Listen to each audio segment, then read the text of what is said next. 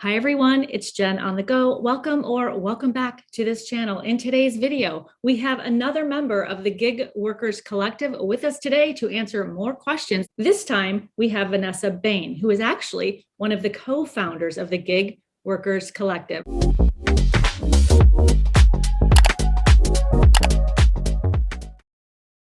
Hi folks, my name is Vanessa Bain.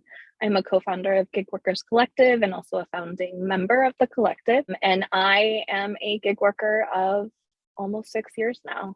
I've been organizing for the past 5, and this is my passion. Wonderful. And when you say you're a gig worker, what gig apps do you currently work on, Vanessa? My primary source of income is Instacart. I also dabble in Uber Eats. I've signed up for Shipt, haven't actually shopped for them yet. I've done Lyft for about a month in the past, and Amazon Flex, Caviar, DoorDash. I've kind of done a little bit of everything. I'm so excited that you are here. Thank you so much for taking the time out of your busy schedule to talk with me and all of the viewers on this channel. As you know, we've had on this channel before Willie Solis and also Robin Pape, who are here to talk about the Instacart Strike. I'm really excited to hear from you because I have been receiving so many questions from viewers wanting an update regarding the Instacart Strike.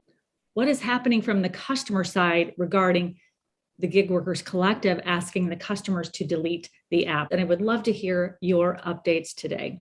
Vanessa, tell us about what made you want to start with the Gig Workers Collective. How did you become to be a co-founder, and why is this cause so important to you? I signed up to become an Instacart shopper back in, I think it was March of 2016, and very quickly became quite good at the work that I did as well. In addition to really enjoying it and enjoying kind of the change up of pace, I loved being in a grocery store and then having a little bit of time to decompress in the car on my way to a delivery.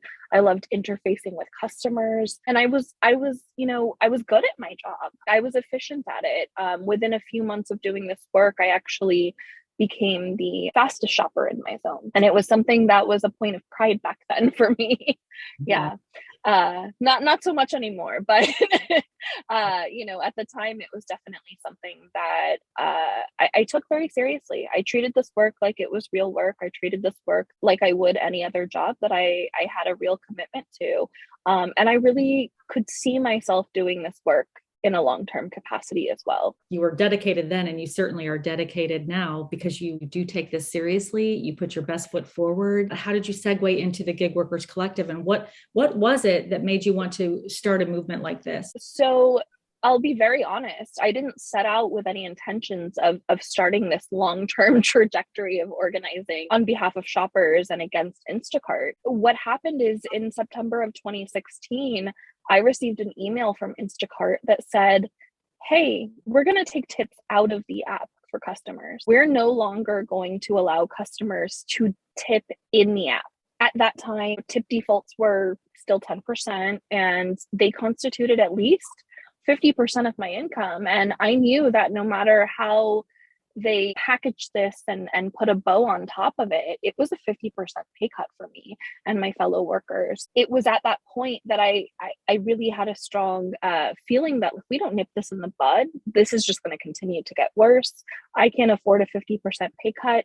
Now, maybe I could get another job, but I love this one and I want to make it worth doing again. And I connected with our co-founder, actually, Sarah Clark, who still is organizing alongside me to this day. And I typed in a hashtag on Instagram. I just went, boycott Instacart. Somebody else has got to be thinking like me. And we found each other that day. We started off as people who had absolutely no prior experience in workplace organizing, but just felt very compelled to preserve the integrity and the earnings of our job that we loved very much and wanted to continue to do. Fast forward, like a few years into the future, we had been organizing as, institutionally, organizationally unaffiliated Instacart shoppers for literally years before founding the collective. And at that point, we realized, there are bigger issues than just what's going on with Instacart. Instacart gets away with something, DoorDash is going to do it tomorrow. There are structural issues in the gig economy that needs serious attention and real, dedicated movements thrown behind them to change them. And that's when we created this more formalized relationship and organization that we call Gig Workers Collective. So just to recap, this did start as a result of you receiving that email from Instacart saying, we're pretty much going to take the tips away. You started this hashtag movement. From there, let's fast forward a little bit more. Because of your advocacy and because of your strong voices, isn't it true that Apurva Mehta publicly apologized for the tipping debacle that occurred? Yeah. And to clarify, he's actually publicly apologized a few times for a few tipping debacles that have occurred. Sadly, this is a pattern of behavior that Instacart has exhibited. They have not invented wage theft. They have not invented tip theft, but they have really refined it many, many different times into different iterations of the exact same maneuver, which is we see the generosity of customers. We understand that those tips are intended for workers, but how can we put them into our pockets instead? It's been a lot of hard work in organizing. And again, really this kind of perpetual tug of war with the company. And we've gained many concessions through organizing. And again, many different iterations of tip theft we've been able to really halt in its track. If you're an Instacart shopper today and you receive tips in your app, that's because of organizing. But I know there are a lot of folks that are kind of ho-hum and not really sure how to feel about the base wages, but they say, well, I do this job because the tips are good. And the idea that you have tips at all that you receive digitally, if you're a shopper, you know how rare cash tips are. That's a direct result and consequence of shoppers coming together, finding our collective power and organizing. And it's so interesting because I've said this when I was talking to Robin Pape, who did a wonderful job at, answering the questions and all of the negative information and questions that the Gig Workers Collective does receive. And one of those is they haven't had any success in the past. What makes them think they're going to have any success now? But that is simply not true. This is a classic example of a huge success. And it's because of the Gig Workers Collective that Instacart shoppers are seeing tips at all. Absolutely. I think that it's not the fault of shoppers that they don't know what the history is. Instacart has, over the last, especially the past 2 years, just rapidly expanded this workforce. And wages are really such that most people can't afford to do this work long term anymore. Because of that rapidly changing population of workers, it's hard to have that historical memory of what this work used to be capable of paying, the struggles that we've been through as shoppers with the company. It's not anybody's fault that they aren't aware of what the history with the company is. It's not like Instacart, codes it into your app so that you can read all about it. In fact, they don't want you to know what successes we've been able to achieve through organizing, because that only encourages us to do it more and for more people to get involved. So the reality is that, there are a number of things that we have won through organizing. The reinstatement of tips in our app, the discontinuation of a pay model that offset Instacart's contributions to our earnings dollar for dollar, what the customer tipped, effectively tipping the company and reducing their financial liabilities to us. We've received a number of public apologies from Apurva Mehta for the serious, what they call missteps in our perception, intentional calculations of can we get away with it? And the answer was through organizing, no, they couldn't. And so, there are a number of these kinds of concessions. The fact that we even have a batch minimum, I think this is something that a lot of shoppers are not aware of. Back in 2018, Instacart transitioned from a fair, transparent, commission-based pay structure to an algorithmically generated one. Mm-hmm. So prior to this transition, we used to be paid per order, not per batch. We used to be paid per item, not whatever the algorithm decided, right? Like we knew by looking at the terms and conditions of a particular batch, what we would be paid ahead of even accepting it. And we knew why we were paid what we were paid. And so Instacart wanted to do away with that item commission. It was quite pesky and costly for them, right? And beneficial for workers. And their solution to that was essentially to emulate the exact same model that DoorDash and Amazon Flex had gotten away with at that point for years, of using tips. I should actually backtrack and say the restaurant industry has gotten away with for even longer, of using tips to offset, our employer's contribution to our earnings. Instacart got away with it for 3 months, not 3 years, not 30 years, not 100 years, plus, as the case is with the restaurant industry, right? So I think that's a testament and a power to the importance of organizing in your workplace and the kinds of concessions that can be won through organizing in your workplace. In fact, when that happened, we were able to also not only secure a minimum batch guarantee, we were also able to get 3 months of misappropriated tips immediately repaid to workers. There didn't have to be a lawsuit. There didn't have to be a wage claim.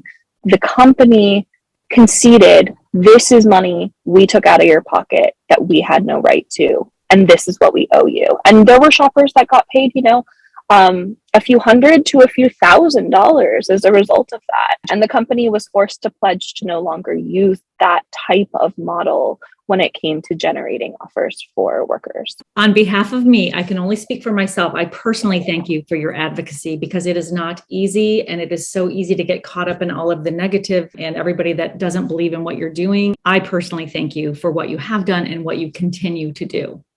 I appreciate that. Thank you. Absolutely. So speaking of Apurva Mehta, let's fast forward now under Fiji Simo's leadership. What is your experience with Fiji Simo? She sent Instacart Shoppers an email, which was very nice of her. And Instacart Shoppers were very optimistic when they received the email. But since then, nothing is happening in moving the dial forward with Instacart Shoppers regarding how they are treated, how they are paid. What are your thoughts about that? Do you see Fiji Simo making a change for the better? Or what is happening from the Gig Workers Collective point of view regarding this new CEO? To kind of quote the Who here, meet the new boss, same as the old boss, don't get fooled again, right? But that's the reality of it. It was definitely a slight point of optimism to know that the company would be under new leadership, but just knowing Instacart, knowing really where their priorities lie, which are behind their IPO and making as much money as they possibly can in hopes that it doesn't crash and burn first. It didn't come as a shock to me that it was all words and no action. Here I am, I'm a new CEO, I'm here to listen. And then I speak with shoppers on the daily that are like, well, I emailed her and I never got a response. And they seem genuinely surprised and hurt by this. And it's upsetting, because you should be able to take people at face value and at their word and understand that if they say that they're here to listen and do better and help, that they actually mean it. I think for somebody like myself, I'm maybe a little jaded than a little more jaded than the average worker. It's unfortunately not that surprising or shocking to me that things have only continued to deteriorate. There's been a lot of interesting shakeups within their sort of C-suite team and their leadership team that even go beyond just, the replacing of the CEO. The former president of Instacart stepped down and assumed a different role. And then they, brought in an executive that had been working with Fiji, and that person, I believe her name is Carolyn Everson. Yep, she just resigned last week after 3 months.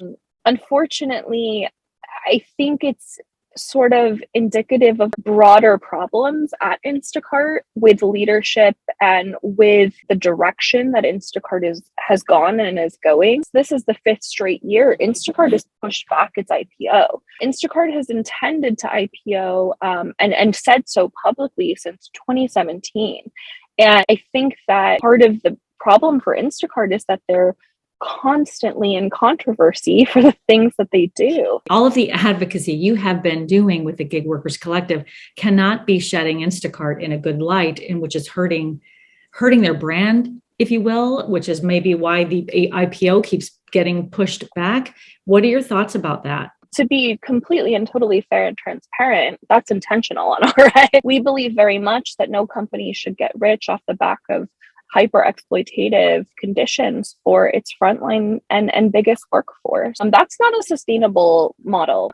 And sucking workers in and spitting them out, which is essentially what Instacart has been doing for most of its existence, is just, it's not tenable. And we should not allow them to get away with that. If Instacart is able to IPO, it should be because conditions are the best for us that they've ever been. And they're only getting better, not because Instacart has doubled down on its hyper exploitative business business model and siphons as much wealth out of our pockets and into theirs as possible. I will concede that yes, it's absolutely our intention to be disruptive in this process. And I think that we have succeeded time after time in doing so. And I'm proud of that. So Instacart is really in a unique position among sort of the big gig companies in that at this point, Uber, Lyft, and DoorDash have all IPOs. I think that we know that most of these things, most of these steps and actions that they've taken that have not been in the favor of workers have been taken in preparation for this IPO. So to us, it's a very symbolic and important moment that really will either legitimize or destroy whether or not they're able to continue to get away with the things that they have implemented. We're very proud to have nipped many of those things in the bud, and we're continuing to work so that if and when Instacart is ever able to IPO, which is a serious question of legitimacy at this point, we were really convinced during the pandemic, well, this is the one time that they're going to have any sort of demonstrative profitability. And of course, this is the logical time that they're going to do it. But we were able to really raise concerns about the company's lack of care and safety for its frontline workers that were assuming the risks of shopping during a pandemic and delivering during a pandemic. And I think that seriously undermined their efforts to be able to actually, make a quick cash grab at that point.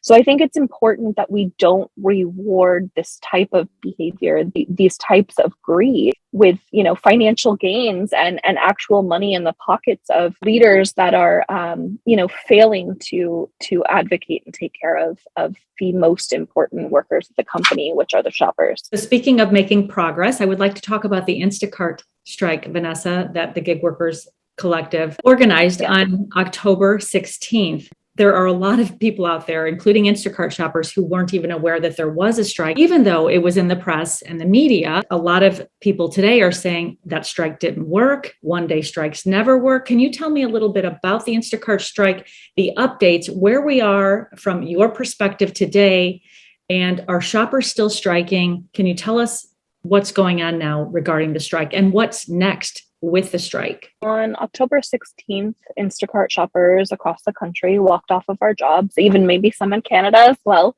So I should say internationally, since now Instacart is an international company. It was a symbolic statement. We are the backbone of this company. We are the people that connect this conceptual digital grocery list to the experience that your customers have. And we're really the face of the company as well in that respect. The average customer will never encounter an Instacart software engineer or product developer or even the CEO. They're looking at us and they're thinking, this is Instacart. And they're right. They're not wrong. When it comes to having a strike, a walk-off, any kind of action that asks workers to withhold labor, we know that that's a disproportionate ask for some people. We know that people who have maybe a relative position of privilege are more easily able to do that than others.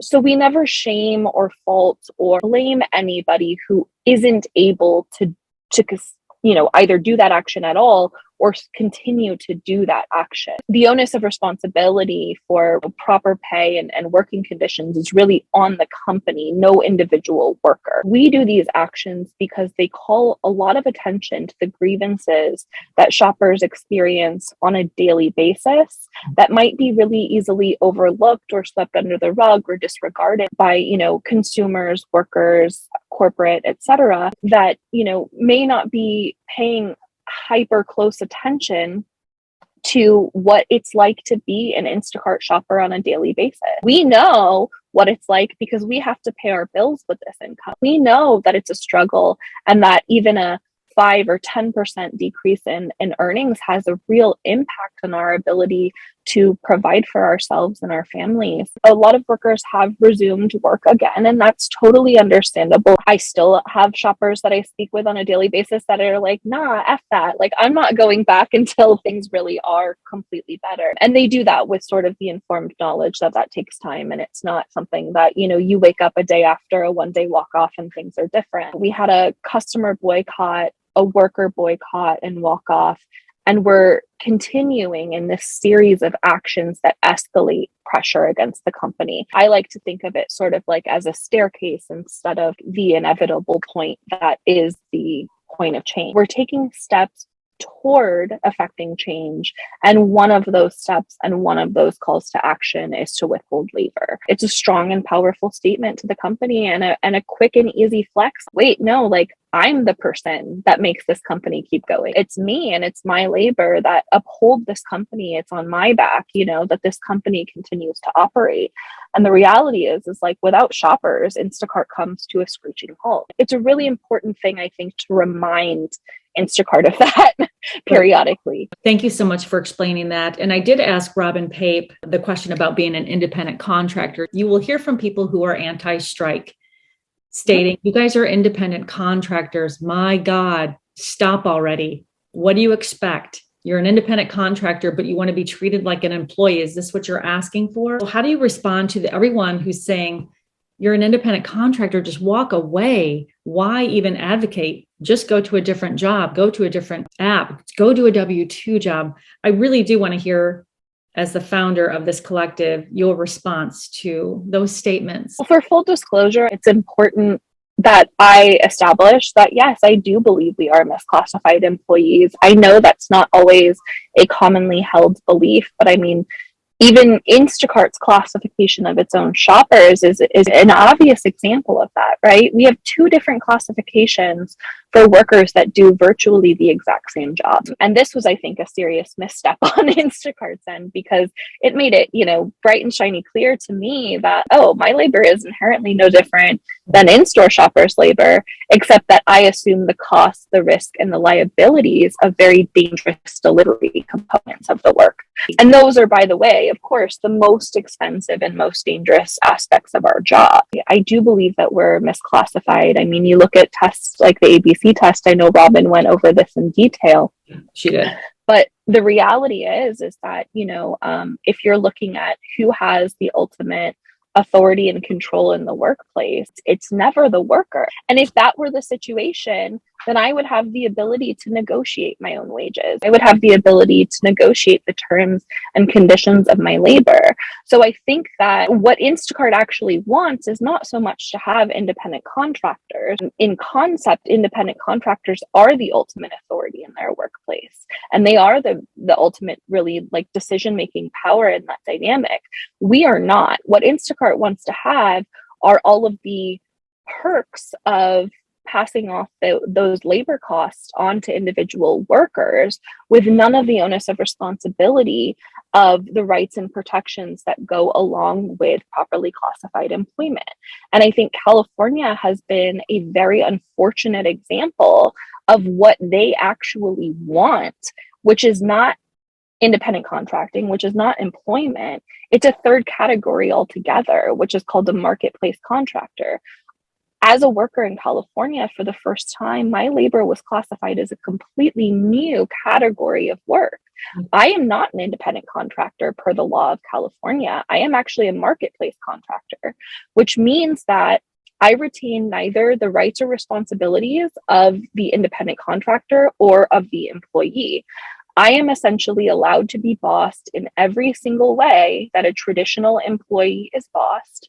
And the only right that I have at the end of the day is to say yes or no to an individual order. I don't have the right to negotiate anything about the terms of the work that I do, like a traditional and true independent contractor would. And Instacart ties me to time so tightly that shoppers in the state of California have been flagged for fraud over time and distance simply because we take a little bit longer than an algorithm projects an assignment should take. And we all know that there are valid reasons for that. Lines in grocery stores, lack of parking. Maybe it's the route to a customer's house having construction or there being accidents. There's a million reasons that work can take a little bit of a different course than an algorithm might believe it would. We are held to those undisclosed algorithmic expectations. And that is our boss.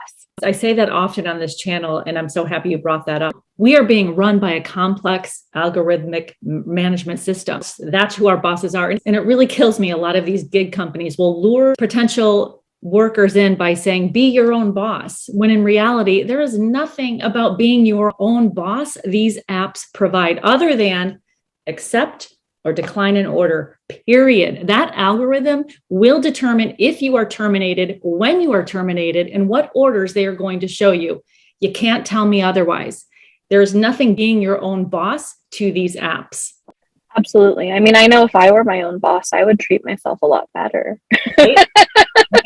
I wouldn't have to be organizing a walk-off or making demands of myself. I would just wave a pen and say, all right, there you go. You're set. You're taken care of. Everything's kosher. The reality is that that's very effective psychological manipulation of workers. Unfortunately, again, not unique to the gig industry. You see it a lot with multi-level marketing as well, and really replicating that sort of aspiration of becoming something really great, an aspiration of agency and power in your work. And really, the answer to that is organizing. It's not that you have to be your own boss. Many workers have gained many concessions through organizing that have empowered them as workers, have given them agency and authority and decision-making capacities at the companies that they work for. And you don't have to be a boss to do that, right? And plus, nobody likes their boss. So why does anyone want to become one? Yeah.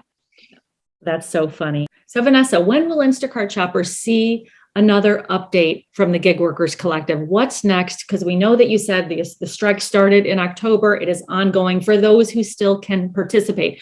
I am one of those that is still participating because the batch orders are absolutely below minimum wage and they are exploitative. So I am one of those shoppers that is choosing not to shop. Others do for their situations, and that's fine. If you could give us a little glimpse into what you guys are planning next so that we are aware. And as Instacart shoppers, we are always searching for support because we know with Instacart, there is no support. They do not communicate. They are not transparent with their shoppers. So what can you tell us that might be in the works to give shoppers hope?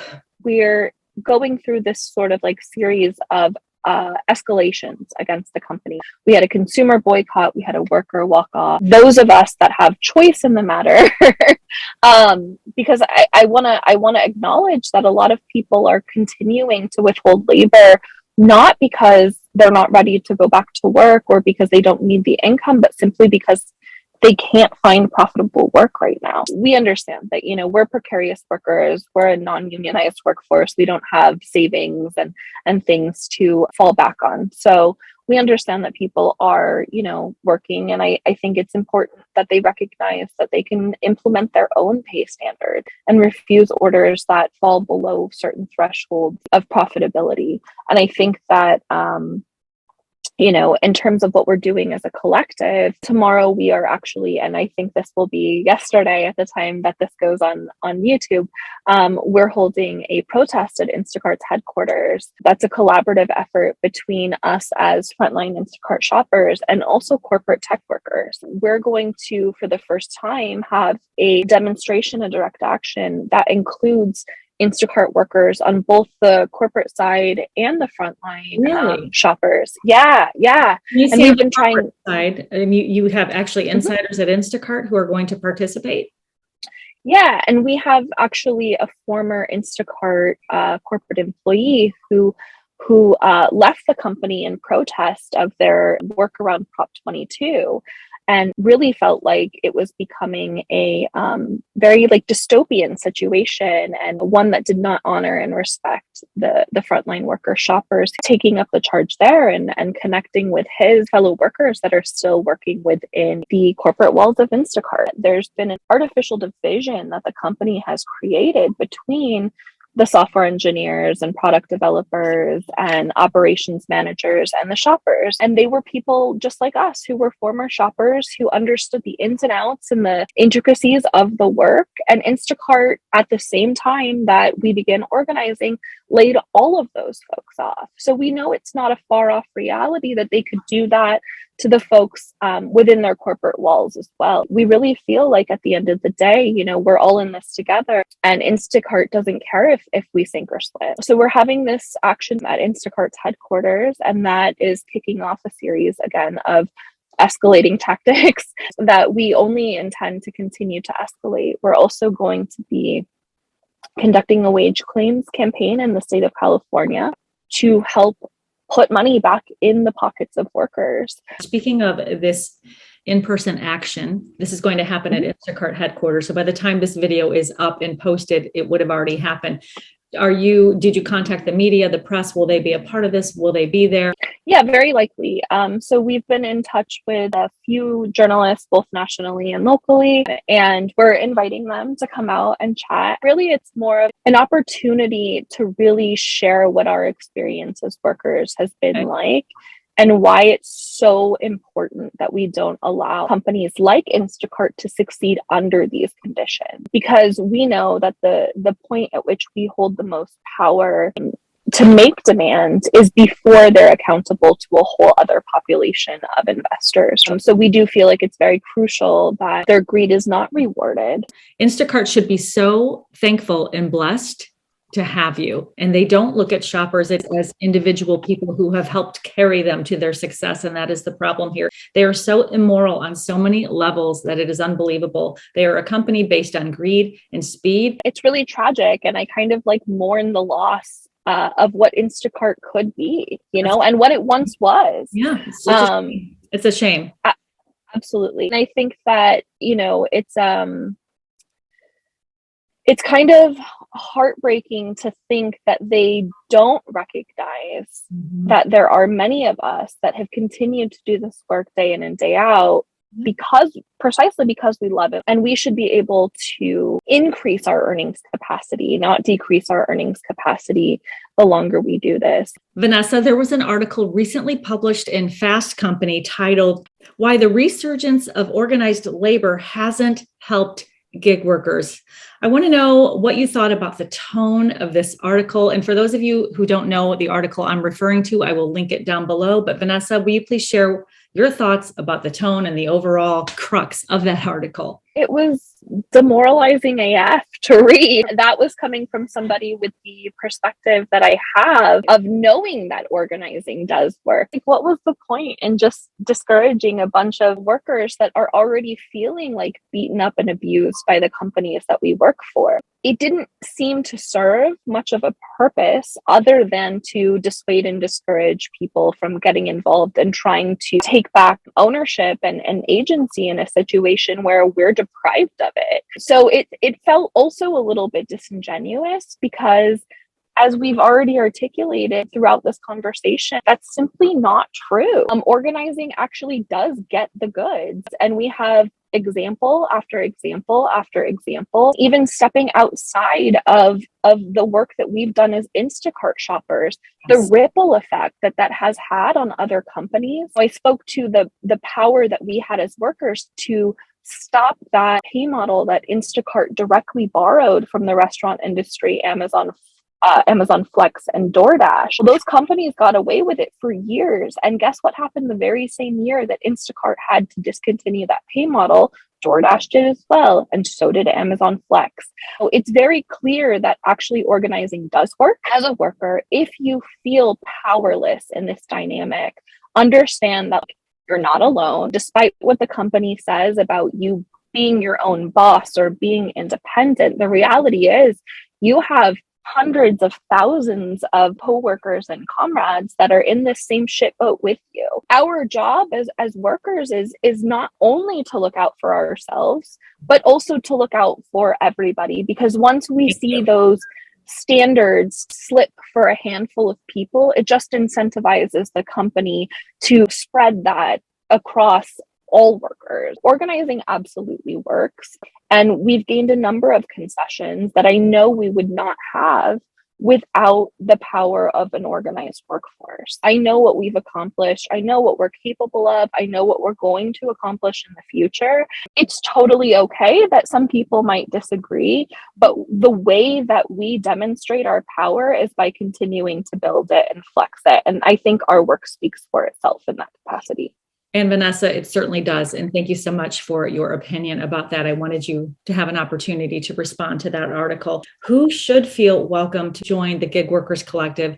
If they are interested in joining, how do they do that? How would they contact you? How do they become more involved so that we can create even more of an impact? So what do we do to get everyone else on board who is interested? And if you're not interested, that's fine too. But I receive a lot of emails. How can I help? So what would you say to everyone who does want to help, to be a part of the change, to be a part of the solution? This is a very inclusive organizing space. We are organizing for the betterment of all workers.